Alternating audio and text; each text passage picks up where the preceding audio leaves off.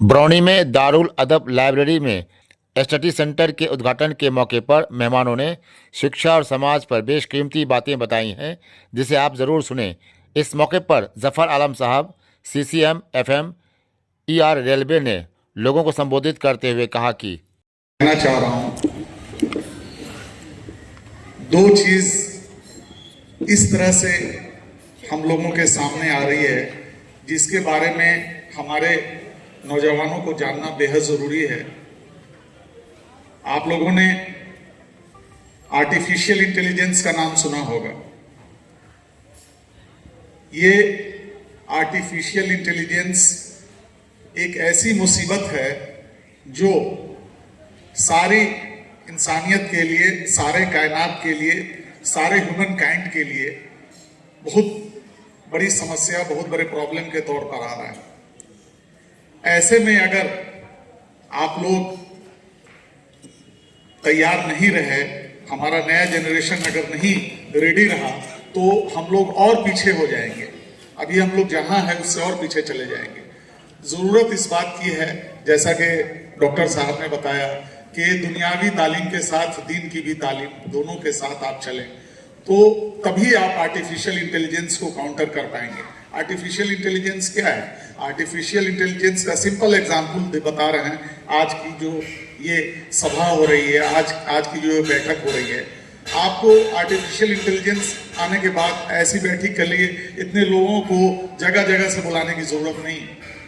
आपके पास जफर आजम का artificial form सामने आ जाएगा, डॉक्टर साहब का सामने आ जाएगा, बरौनी दरभंगा से जो आए हैं, मधुबनी से जो आए हैं, बेगूसराय से हैं, कहीं बाहर से, वो सब लोग आपके सामने में रहेंगे। आपकी जो लाइब्रेरी है जिसमें बच्चे पढ़ने के लिए आ रहे हैं, उस लाइब्रेरी की जरूरत नहीं रहेगी। आर्टिफिशियल इंटेलिजेंस सब आपको घर बैठे देगा, सब कुछ आपको घर पर बैठे मिलेगा। इसका सबसे बड़ा नुकसान क्या होगा? इसका सबसे बड़ा नुकसान जो अभी हाल के 10 सालों में देखा जा रहा है कि जॉब्स घटते जा रहे हैं। जितनी कंपनियां हैं और जितने सरकारी इदारे हैं, सब जगह आप लोग सुनते होंगे कि एक डाटा एंट्री ऑपरेटर बढ़ते जा रहे हैं और बाकी सब घटते जा रहे हैं।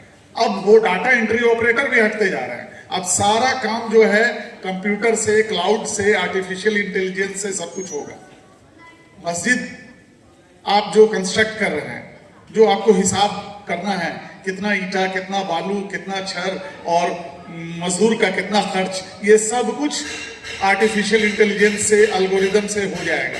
वो सब बता देगा क्या करना है, कैसे करना है, क्या आपको तीसरा चौथा तल्ला बनाना जरूरी है या नहीं है, वो भी आपको बता देगा। हर चीज, हर कुछ सरकार में, गैर सरकारी इदारे में सारा काम आर्टिफिशियल इंटेलिजेंस से हो रहा है। अगर आप नहीं तैयार हुए तो, अगर आपने तालीम अच्छी नहीं ली तो आप बेहद मुश्किल में पड़ जाएंगे। वक्त बहुत चैलेंजिंग आ चुका है। हम लोग जिस वक्त तैयारी करते थे यूपीएससी की, आईएएस की, बीपीएससी की, अब वो नहीं है। अब हालात बिल्कुल बदल चुके हैं। अब तैयारी करने के लिए लोगों को आर्टिफिशियल इंटेलिजेंस मिल रहा है, उसके सहायता से वो लोग तैयारी कर रहे हैं। उसके सामने हमारी लाइब्रेरी कितनी खड़ी होगी, लेकिन ऐसा नहीं है। ये लाइब्रेरी भी आपके लिए खड़ी होगी अगर आप उसमें मेहनत करें, अगर आप उसमें अपना जोर पूरा लगाएं तो। प्रॉब्लम सबसे बड़ा क्या होता है? सबसे बड़ा प्रॉब्लम होता है कि पैसे की जो कमी है, जो फाइनेंशियल क्रंच है, जिसके वजह से हम सब लोग मुतासिर हो जाते हैं। आप में से बहुत लोग आगे बढ़ना चाहते हैं की तरफ से आप सभी लोगों को बताना चाहूंगा कि इस नई लाइब्रेरी के लिए, स्टडी सेंटर के लिए 10,000 रुपए की किताबें दी जाएंगी। जो IAS, BPSC, medical, engineering, bank, railway, SSC, इन सारे एग्जाम्स की तैयारी के लिए ये किताबें यहाँ दस्तयाब रहेंगी और जो भी हमारे स्टूडेंट्स हैं वो इससे फैजियाब हो सकते हैं। दूसरा, गुलाम सरवर फाउंडेशन ने अब फैसला किया है कि बिहार में हम लोग टेक्निकल, बिल्कुल जो बिलो पॉवर्टी लाइन है, उनके टेक्निकल ट्रेनिंग के लिए उनको, ताकि कुछ रोटी रोजगार उनको मिल सके, तो हम लोग बड़ौनी, बेगूसराय, फुलवरिया से 5 लोगों को ट्रेनिंग कराएंगे जो ड्राइवर बनना चाहते हैं। 5 लोगों को कंपाउंडर की ट्रेनिंग करवाएंगे जो कंपाउंडर बनना चाहते हैं, पैरामेडिक्स करना चाहते हैं। 5 लोगों को कुक की ट्रेनिंग करवाएंगे।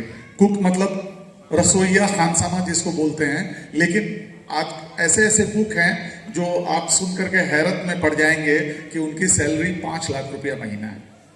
तो कुक को भी आप कम मत समझिए। तो जो लोग भी कुकिंग का कोर्स करना चाहेंगे, खास करके लड़कियां लोग, वो 5 लड़कियों को हम लोग ट्रेनिंग करवाएंगे। डाटा एंट्री ऑपरेटर जो बनना चाहेंगे, वैसे 5 लोगों को हम लोग ट्रेनिंग करवाएंगे।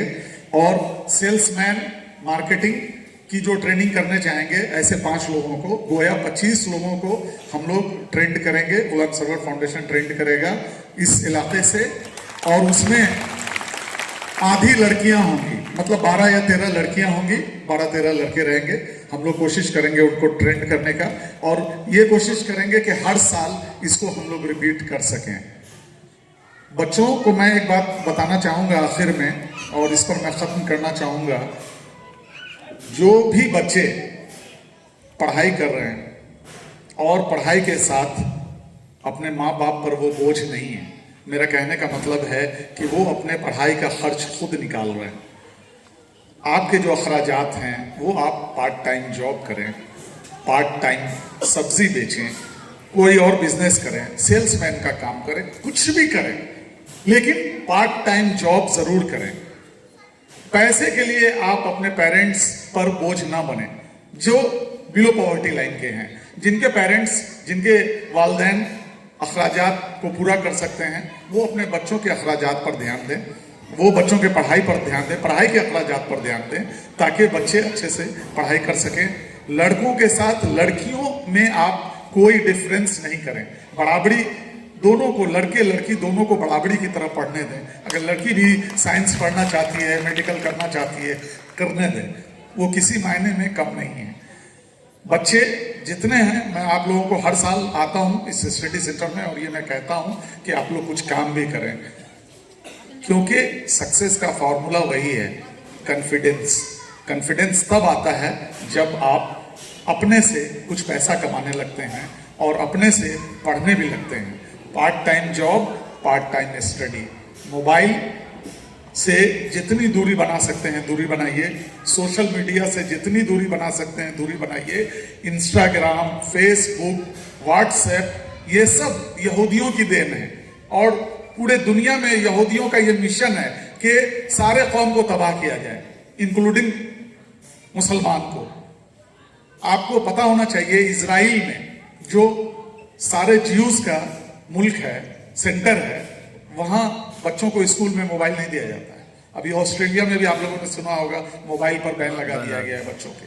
तो यहूदी ज्यूज अपने बच्चों को नहीं देते हैं मोबाइल, वो उनको पढ़ने, पढ़ाई और तालीम की तरफ लगाते हैं। इतना लगाते हैं तालीम की तरफ कि जब बच्चा पेट में रहता है उस वक्त से माँ को पढ़ाया जाता है ABCD। माँ को, बच्चे समझे, उसके लिए माँ को, माँ के बतन में बच्चा होता है उस वक्त से पढ़ाई चालू हो जाती है। तो समझिए उन लोग पढ़ाई पर कितना ध्यान देते हैं। आपको भी पढ़ाई पर ध्यान देना होगा, आप लोग को भी तालीम में अपना वक्त देना होगा, लेकिन साथ साथ अपने वालिदैन का, माँ बाप का भी बोझ उठाना पड़ेगा। पूरा पार्ट टाइम आपको जॉब करना पड़ेगा, काम करेंगे आगे आप बढ़ेंगे। और मुझे बेहद खुशी है जब भी इस स्टडी सेंटर से रिजल्ट आता है, मैट्रिक का, इंटरमीडिएट का, ग्रेजुएशन का, और जब मुझे पता चलता है कि बच्चे ने अच्छा नंबर लाया, अच्छा मार्क्स लाया, तो मुझे दिली खुशी होती है कि नहीं, हमारे बच्चे लोग पढ़ रहे हैं। जब मुझे पता चलता है कि हमारे बच्चे टीचर में कामयाब हुए, हमारे बच्चे बैंक में कामयाब हुए, रेलवे में कामयाब हुए, मुझे बहुत अच्छा लगता है। और मुझे यकीन है कि एक दिन ऐसा आएगा कि मेरी तरह यहाँ के बच्चे लोग भी IAS IPS में क्वालिफाई करेंगे और एक नहीं, हजारों जफर फुलवरिया से पैदा होगा। आप सब लोग जफर बन करके कामयाबी के झंडे गाड़ेंगे, मेरा इरादा है। आप लोग हाथ उठाइए, कौन कौन लोग जफर बनना चाहता है? सब लोग बनना चाहता है। आप लोग को ये आग जलाए रखना है। जब तक सक्सेस नहीं मिले, जब तक आप में ये नहीं मिले, आप कामयाब ना हो, तब तक आपको मेहनत करना है। आप बच्चों जो लोग क्रिकेट खेलते हैं, आप लोगों ने नीतीश रेड्डी का नाम सुना? 22 साल का जवान जिसने ऑस्ट्रेलिया में सेंचुरी मारी, जहां बड़े बड़े विराट कोहली और बड़े बड़े बल्लेबाज फेल कर गए, वहां वो एक नौजवान लड़का हाल फिलहाल पास हुआ। क्यों पास हुआ आपको पता है? उस बच्चे के फादर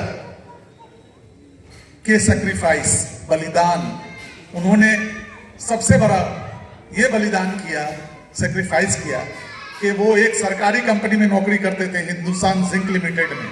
उन्होंने अपनी नौकरी छोड़ दी। क्यों? विशाखापट्टनम से उनका ट्रांसफर उदयपुर हो रहा था, भारत सरकार उनका ट्रांसफर विशाखापट्टनम से उदयपुर कर रही थी, और उनका बेटा नीतीश रेड्डी विशाखापट्टनम में क्रिकेट की प्रैक्टिस करता था। बोले नहीं, हम बेटा के लिए जॉब छोड़ देंगे।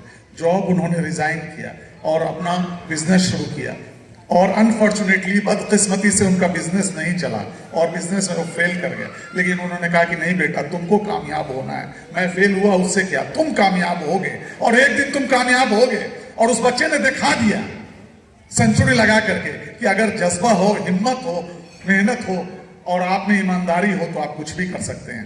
आप सब लोग जफर बनेंगे, आप सब लोग IAS IPS बनेंगे, इस बात को हमेशा याद रखिएगा। और मैं सारे अरकान को, सारे लोगों को मुबारकबाद देता हूं जिनके वजह से आज एक नए स्टडी सेंटर का उद्घाटन होने जा रहा है। वक्त बहुत हो चुका है, अब मैं मजीद वक्त नहीं लूंगा, फिर कभी आप लोगों से बात करूंगा।